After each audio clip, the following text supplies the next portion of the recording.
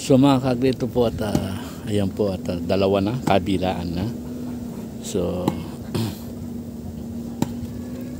tapos ito po yung pinaka tawag rito PVC na malaki. Ilalagay po namin doon sa dulo at pinaka gagawin namin tawag rito yung pinaka outlet po sa ilalim ng tubig. So anytime pwede mong i-release ang tubig. Pag wala ng tubig sa kabila, pwede. Ngayon, isasara mo lang, may sarahan lang po yun. So, ganito po ang magiging tsura niya. Tapos, ayan nga po.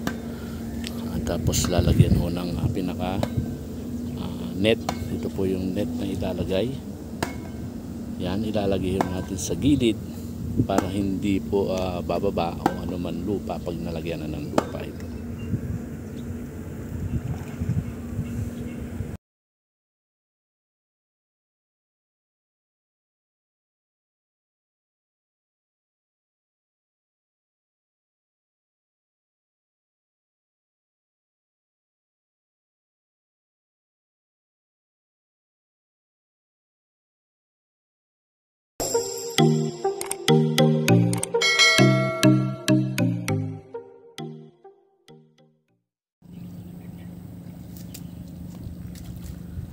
Isang mapagpalang araw po mga ka-agri, mga kasaka. So nandito tayo sa Lacson Farm ulit at mayroon po tayong mga nagtatrabaho. So pinaayos po natin itong ginagawa natin para magkaroon ng maliit na pinaka-dike ito.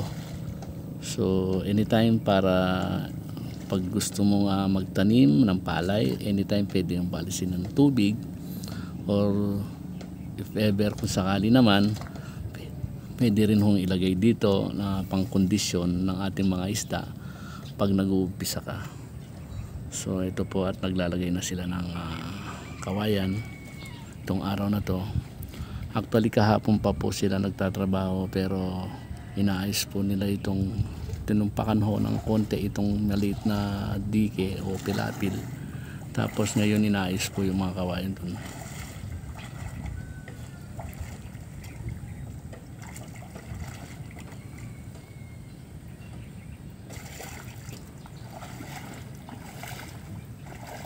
Dakala pa rin ka rin.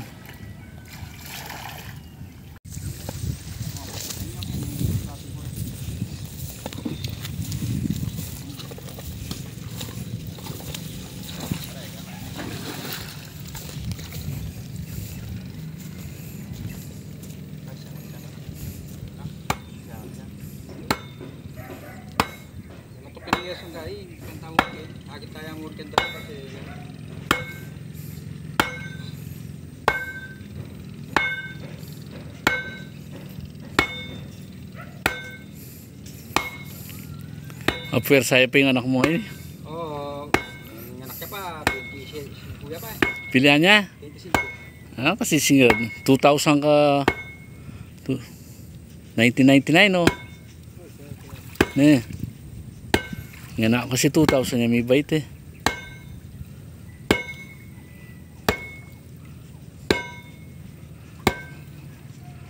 Lawi-lawi mo lang, diyan makanyan mo ka.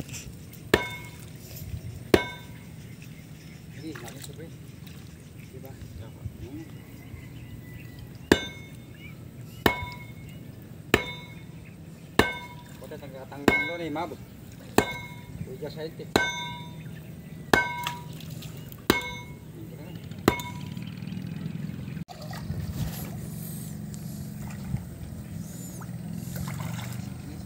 Kami ang bagyan eh. Iya, sige, lilapat dyan. Wala na naman nagawa. Ilyas, ito pakit.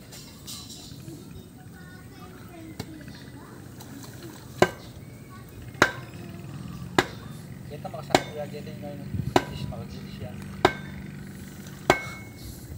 Bali makanya lang yan, di ba? Susubsub na eh. May slide po tang... Oh! Oo?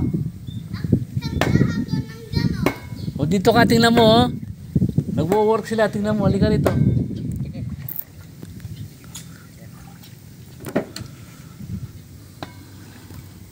So mga kagrito po at nilalagay na nila at ibinabaon.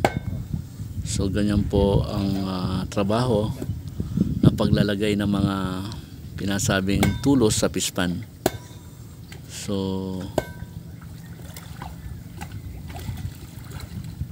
ika nga po sa Kapampangan, nano kasi nga uske yung Kapampangan, tama yan, astakan eh, Palang tao, Jay. astakan eh. Sige na babo. Saan? Dali, abot ko na lang sa'yo.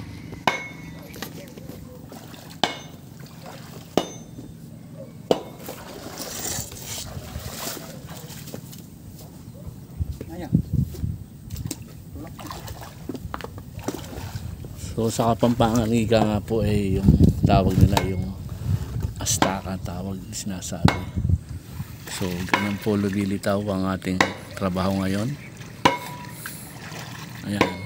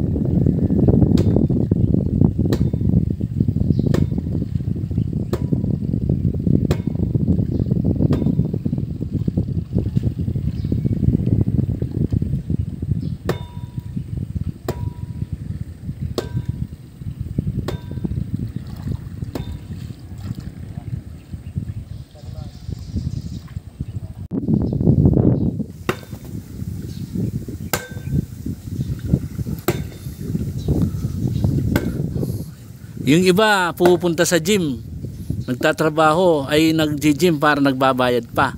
Pero kayo tingnan nyo, libre na ang gym nyo, may bayad pa kayo.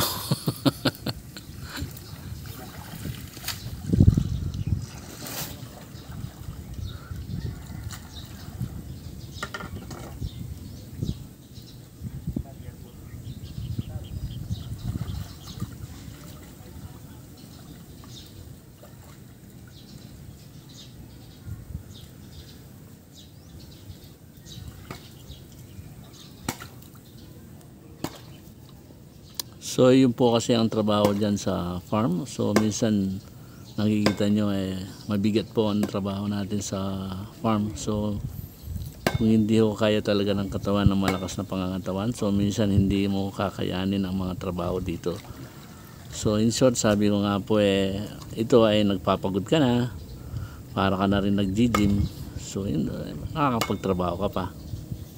Yun, at the same time, kung nakabilad nga sa araw, so yung iba hindi nakakatagal sa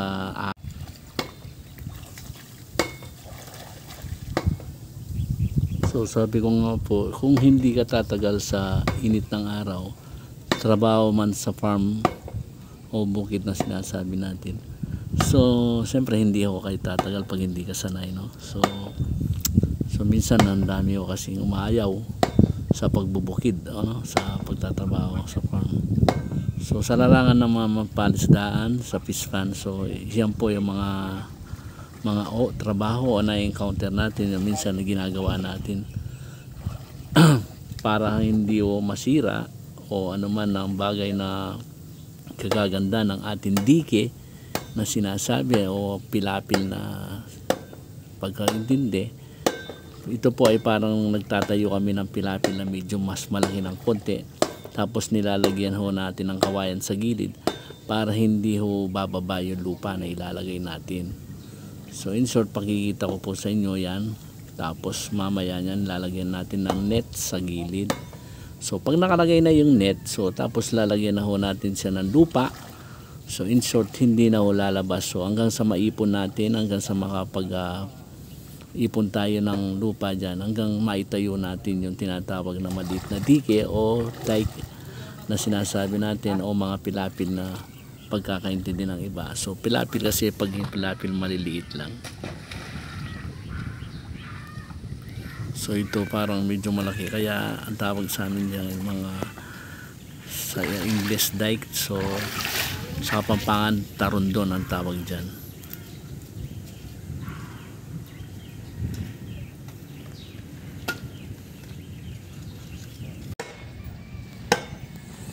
So mga kagrito po, katatapos lang magkumain at natulog ang ating mga kasama rito. So ngayon ayan, trabaho na naman ulit tayo.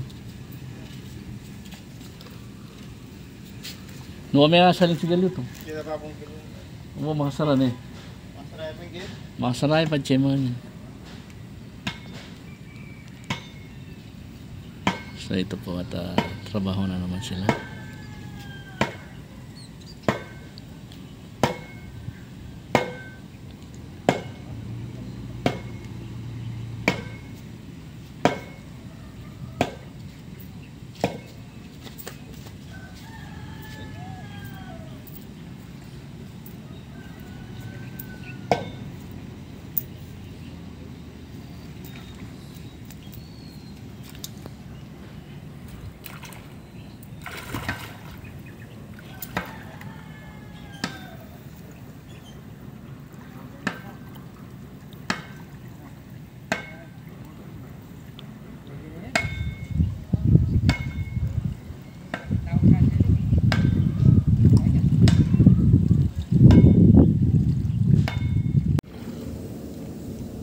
So mga kagrito po at ayan po at dalawa na, kabilaan na.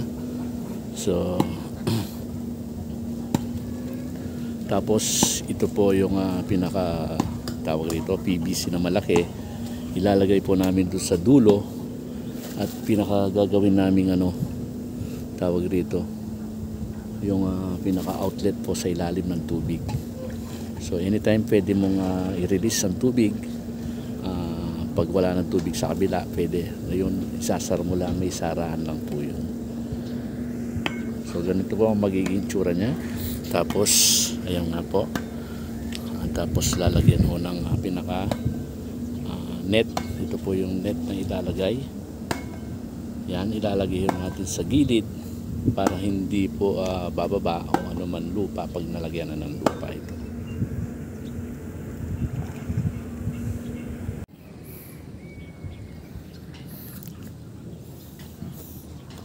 So mga ka-agree, ito na ho at parang patapos na po yung paglalagay nila ng kawayan. So ayun po, hanggang nasa dulo na sila. Tapos nailagay na din itong inet. Ito po, so pinapako yung net sa taas, tapos ibabaon po yan dun sa ilalim ng lupa. Tapos po lalagyan ng lupa dyan sa gitna. So para hindi po makakaalis ang ating nilalagay ng lupa, kaya po tayo naglagay ng net. So ayan po.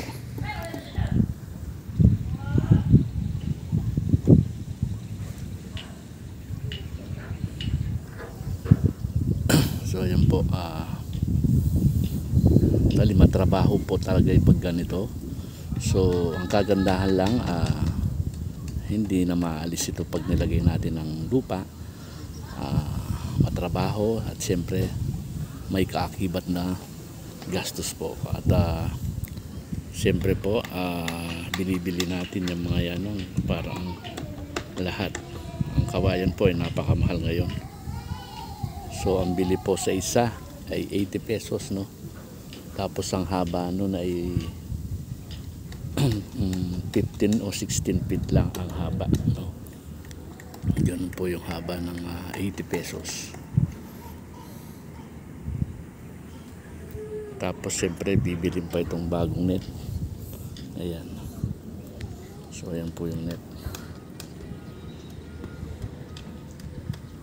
Tapos bumili ho tayo ng isang rolyo ng ito po yung lubid. Ayan. So yun, binili din po natin na may higit sa 1,000 po yan. So maganda rito ay pag natapos ay at least kahit papano ay mayroon na pong daanan at hindi na tayo mahirapan pag nagpapatuyo, lalo na yung portion na to. So malaki po ang ano nito, role ng ginagawa natin. So parang pwede rin po itong ano, pag halimbawa may mga bagong similya ka, pwedeng ilagay dito. So ikukondisyon mo siya ng 1 buwan. So pagkatapos bubuksan mo siya at lalayo na po at may kakala na dito sa ating buong fish pond dyan.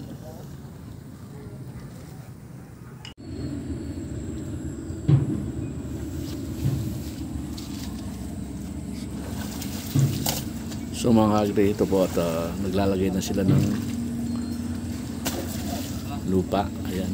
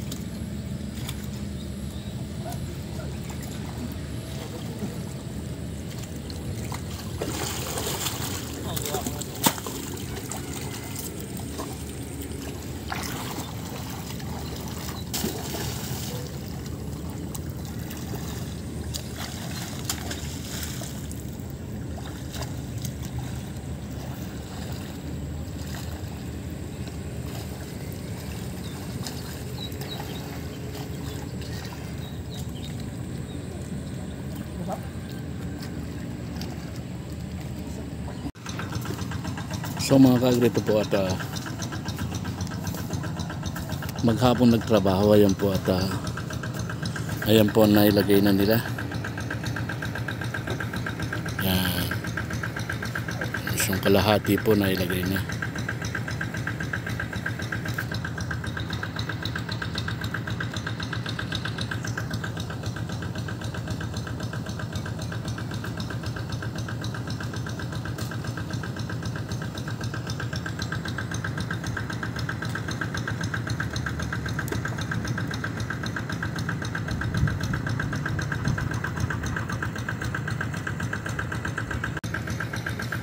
Isang kalahati po na ilagay na.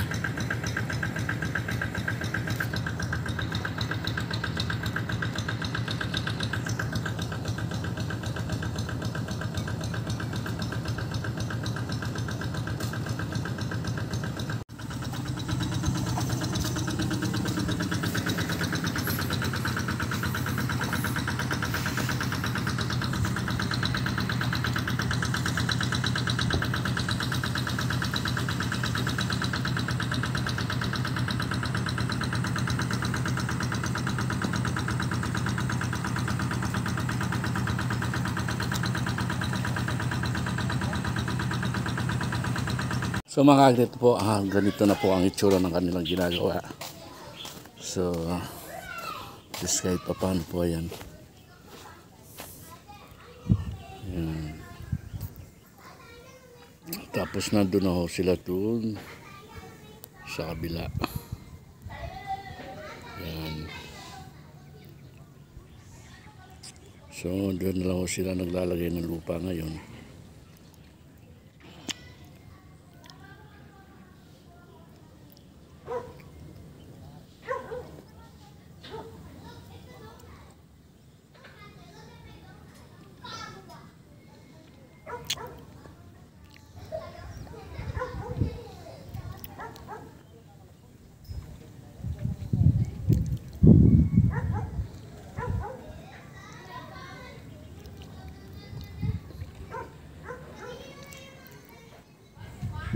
Malapit na po. Malapit na matapos.